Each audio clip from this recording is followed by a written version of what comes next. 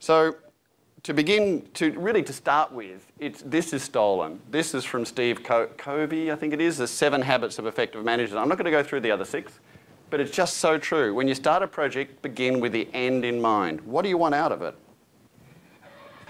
So, why do you want to start a business? It's got to be compelling enough for you to make some serious sacrifices. And as I said, the only time it's tickety-boo and it's easy to do all of this is on television. And so you've got to create something which is compelling and which other people think has legs. Yeah, I like it. It's great. I want to be involved with it. And unless you've got something like this, if you're pitching it out there and you're putting it out to other people and they're going, oh yeah, maybe. If you constantly get, oh yeah, maybes, maybe you should look somewhere else.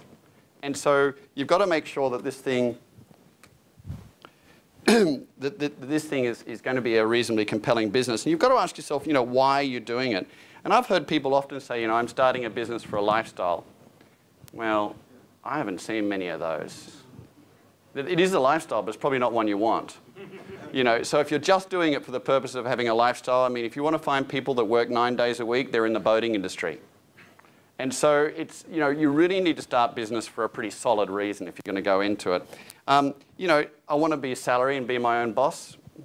Got to be more than that, from my point of view. I think you just got to turn around and say, hey, in today's day, there's such a boom, and you can demand such large amounts of money for salaries often, then, do it more than for just being a boss.